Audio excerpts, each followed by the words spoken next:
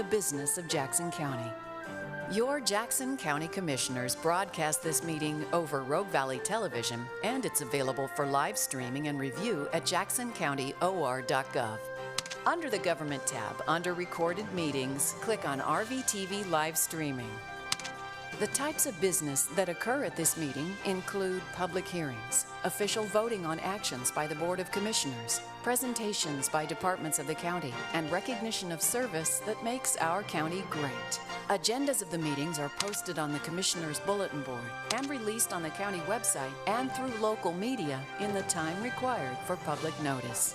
Many of the conclusions on the business presented to the Board of Commissioners have been discussed in detail and prepared by the Administration Office and staff prior to consideration at this meeting and the official vote.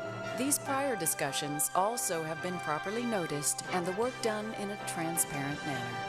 We encourage you to come and experience the process by attending any of these meetings or watch online at jacksoncountyor.gov. And now, your Jackson County Commissioners, Dave Dodderer, Rick Dyer, and Colleen Roberts, working for you.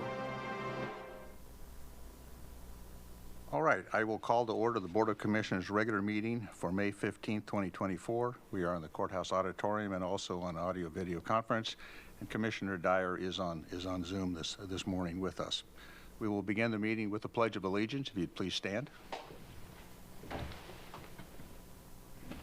I pledge allegiance to the flag of the United States of America and to the republic for which it stands, one nation, under God, indivisible, with liberty and justice for all. All right, next on our agenda is a request for and discussion of non-agenda items. There's a 5-minute limit, and I will give you a 30-second heads up as your time expires. Pursuant to the codified ordinances of Jackson County, Section 213.06, members of the public may address any item not on the agenda. However, pursuant to ORS 192-640, the Board of Commissioners is prohibited from discussing a principal subject that is not on the agenda. Therefore, the Board of Commissioners will listen to your concerns and may consider the matter you raise by asking staff to follow up on any questions or by placing the matter on the agenda for discussion at a future meeting. Come forward, please give your name and address. I see right now that in the auditorium we have no one signed up. Is there anyone who would like to speak who is not signed up? Okay, seeing nothing. Do we have anybody on Zoom who would like to speak? Mr. Vice Chair, there's no one with their Zoom hand raised at this time. Okay, we'll give them a few seconds here. Okay, with that, then we will move on.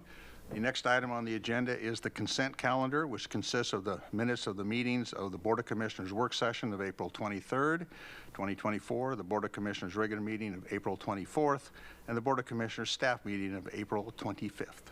I'll move to approve the consent calendar as presented. I'll second.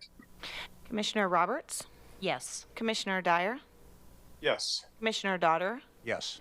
And Commissioner Dyer, do you authorize the use of your electronic signature on the minutes that were approved under the consent calendar?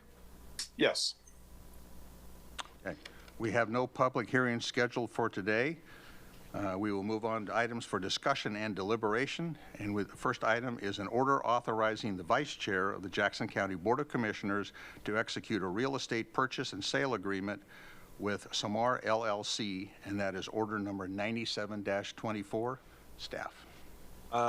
Thank you, Mr. Chair. I'm going to take this issue. So some background, Jackson County owns certain real property and commercial property improvements, commonly known as Township 37 South, Range 2 West, Section 32BA, tax lot 6903. The address on that property is 125 East California Street, Jacksonville. It's more commonly known as the old historic U.S. Hotel. The subject property is approximately 1.19 acres in size and is developed with a historic commercial building that is approximately 10,147 square feet in size. We have received a purchase offer from Somar LLC, who desires to purchase the property subject to the terms and conditions set forth in the agreement. It's the offer itself is $1.1 million for the purchase of the building. However, there's some additional revenue that the county would receive because we would be carrying a note on that for a minimum of 5 years, which would generate about another $283,000 in guaranteed interest. Since this has been on the agenda, as the board is aware, the Brit Fest has indicated they are interested in purchasing the building as well. We received an offer from them this morning or late last night. It's all blurring together at this point.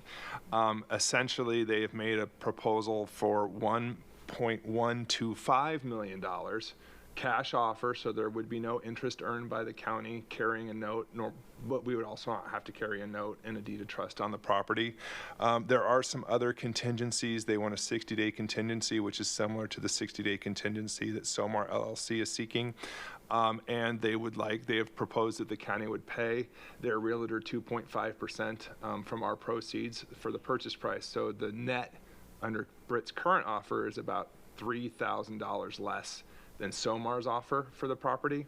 From county's perspective, county administration, we've been working with SOMAR, and we do recommend taking the offer, but I know that the board has now been presented with 2 offers, and so the board can discuss that and how they wish to proceed. The board doesn't have to vote today on SOMAR's offer. You don't even have to move to continue it. We could just have, the board could have their discussion about how they want to proceed, if they want to explore Brit Fest's offer and SOMAR's offer more thoroughly before we bring this back to the agenda. We don't have to set a future date in specific. We would just, the staff process is this, and we talk about it during our work sessions. We would, at that point, agendize any future potential purchase offer if one's not taken today. I do have some things, though, that Brit has communicated to the board that Brit has indicated that they've made multiple attempts to communicate to the county. I don't know who they've attempted to contact since December. As far as it hasn't been myself, it hasn't been Danny, it hasn't been Shannon. I spoke to Ryan in our facility maintenance. He believes he's got one phone call from, not from Brit, but from some entity out in Portland who may have been representing Brit. That seems to be the only communications that we have received. So Brit may have been calling somebody else or attempting to communicate with someone else. I just haven't been able to suss out who that was. It does sound like there was some miscommunication or misunderstanding in the past. It sounded at like one point Brit was proposing to swap their current West Main building for the U.S. Hotel, but they wanted the county to appraise the U.S. Hotel so they could figure out the value of it. We historically have never, in my experience, and it's not a normal commercial practice, to appraise our own buildings for the use of a purchaser to buy it. That's sort of part of the purchaser's due diligence, so I don't know where the miscommunication on that came from. But I wanted to fully vet the board so they understood sort of where we've had this transaction and sort of where these processes have led us, that we now have potentially 2 offers for the purchases of the same building. For some background, the county has owned this building for as long as I've worked here and probably even longer. At one point, the Southern Oregon Historical Society, as part of the property tax reform in the county, had entered into a settlement agreement where the county was going to share the proceeds from the sale of this building with the Southern Oregon Historical Society. About 8, 9, 10 years ago, Southern Oregon Historical Society was looking for some revenue. They needed cash, an influx of cash. So the county actually bought out the Historical Society's interest in this building for about $500,000. So the county has actually put $500,000 towards the Southern Oregon Historical Society out of the general fund. So the sale of this building would help repay that money that we've already fronted the Southern Oregon Historical Society. We've also put a lot of money in this building over the years. We've redid the whole front and the balcony. It's been for sale. I mean, we actually were marketing it about 11, 12 years ago with Coldwell Banker. My recollection is we didn't receive any offers at that time. It's always been for sale, though. We've had numerous offers on this building over the years that have all fallen through. Just so the board knows that generally people go in, they do their due diligence on the building, and then they decide not to buy it. The building has some structural issues. We're not trying to, be, deceptive in what the building is, but that is one of the concerns of right now is we do have a firm offer. We have 2 firm offers, and so it's sort of up to the board of how they want to proceed with this. But I wanted to give you that background of where we've been coming with this building, that we've put money out both to keep the upkeep of the building, the continued upkeep of the building. We've been trying to sell it for at least a decade or more, and we had sort of advance those proceeds out of the general fund to the Southern Oregon Historical Society to buy out their interest in the building as well. And I would point out, I have received numerous emails on this item, and I've read them all, and I appreciate that input. So I would open this up to Commissioner Dyer or Commissioner Roberts. Go ahead. Further question, Joel. In the email, and I just want to know if that's a further understanding or misunderstanding. It said there was a promise to put out a bid for appraisal of the hotel, and they were told, Britt was told, that there was an appraisal forthcoming. Is that still the understanding? And was that what they were told? So my understanding is that may have been a misunderstanding or miscommunication. So according to Ryan, who was the one who was having these discussions with them in November, they wanted us to do an appraisal. We never sought an RFP for appraisal. In fact, I don't know where that would have come from. We wouldn't have done it because RFPs are really only for things that cost more than $10,000 or something, or if it's not a professional or personal service. So what Ryan did is he asked essentially the person that the Brit had indicated that they wanted to have do the appraisal. He was told it would cost about $8,000. The county's not going to pay to appraise our own building for the use of somebody else. So I'm not sure where there was a miscommunication that the Brit understood or had the understanding that we were going to pay to appraise our own building so that they could use that number in their offer. It does seem to have been a miscommunication or misunderstanding between the Brit and the county. So I don't know, but that from our perspective and from talking to Ryan, we never told them we were going to do an RFP. We never told them we were going to do an appraisal. It's something they asked us to do, but that's not something that we were going to do. And Rick, I see that you've unmuted. Yes, Jump thank in you. What I would like to do is to table this matter, allowing us to fully vet, to fully discuss all of the, again, whatever miscommunication took place, whose fault it was, it doesn't matter. I believe there's things that maybe we didn't know. There's things that we need to know to make a fully informed decision. I think we have two, again, competing offers and two viable buyers here wishing to purchase the building. But I think we have not had the time, and again, not placing blame on either party, to fully vet this. And I think that's something prudent and reasonable for the board to undertake, and to table this for a week to be able to do that, I think is a completely reasonable step. So my motion is to table this and to put it on a future agenda when we do have the information and the discussions necessary to make that informed decision. I guess my question, what more needs to be vetted? We have the two offers. It's just so awkward. This building's been for sale forever, and we have an offer we were going to move forward on, and until last night, we only had the one offer, and it's very, we do have two to consider. How would we move forward in vetting that? Just as a point of, so the only thing that we're agendized for today would be to consider SOMAR's offer. So if the board in the future, after discussion, would like to consider Britt's offer, we would have to put that onto an agenda itself. So we're not on the agenda for any offer, we're only agendized for SOMAR's. And again, my motion is to table this, again, SOMAR's offer, pending fully discussing, fully vetting, and getting all the information that maybe we didn't get prior to last night or a few days ago or even a week ago, and discussing that, which we have not really been able to do as a board. And I think that's, again, a completely reasonable and prudent step at this point that shouldn't greatly disadvantage or inconvenience either party or our board. There's a motion on the floor.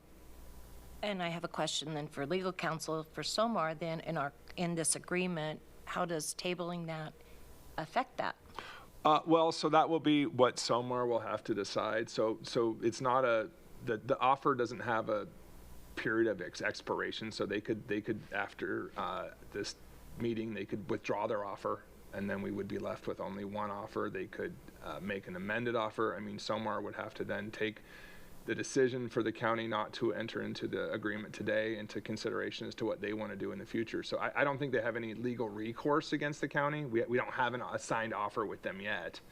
I would say really the only thing that they could do, which is going to be a decision that they will have to make, is that they could decide they no longer want to offer the building. We could end up in a situation where they withdraw their offer, we negotiate, or maybe don't get an offer with Brit. At that point, we're left with no offers. We could enter into negotiation with Brit, get a tentative offer, and Brit could go in and do the inspection of the building, decide that it's more upkeep or it's more than they thought they were getting into. At that point, they would be able to, use their due diligence period to get off, and we could begin left with no offer. So that's kind of where we're at, is that what are sort of the options of what happens if the board decides not to accept Somar's offer today.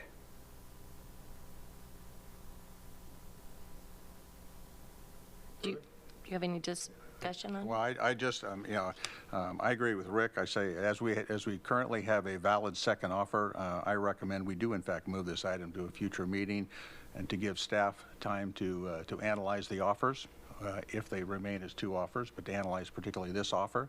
And so that would be my thought. Is that a second? I will second the motion. Thank you. Do we? Oh, Do we have any further discussion? Commissioner Dyer, Yes. Commissioner Dotter, Yes. Commissioner Roberts. Yes. Okay, so that finishes that item. So let's move on to the second item on our agenda, which is an order authorizing a Jackson County Services contract with Community Works Incorporated. That is order number 98-24. Staff? Thank you. So Community Works, Inc. is a nonprofit organization in Jackson County that focuses on the prevention, elimination, and interventions of domestic violence, sexual assault, stalking, and sex trafficking. The Community Justice Department desires to continue to contract with Community Works, Inc. to provide a lethality assessment program, the LAP, which will be utilized to prevent domestic violence homicides. The LAP is a coordinated effort between 8 local law enforcement agencies and Community Works, Inc. to provide lethality assessments to identify victims of domestic violence who are at the highest risk of being killed by their inmate partners, and immediately connect them with domestic violence services. Funding for the LAP is provided by the Justice Reinvestment Grant through the State of Oregon Criminal Justice Commission. The term of the contract is July 1st, 2023 through June 30th, 2025, and requires ratification to become effective July 1st, 2023. The financial impact is a $231,318 expense, and staff does recommend approval of this order. Okay. Any questions for staff? No, I'll move to approve order 98-24. And I'll second. Any discussion? Seeing none, go ahead. Commissioner Roberts, Yes. Commissioner Dyer, Yes. Commissioner Dotter. Yes. And Commissioner Dyer, do you authorize the use of your signature on the order that was approved today? Yes. And with that, we are adjourned. Thank you.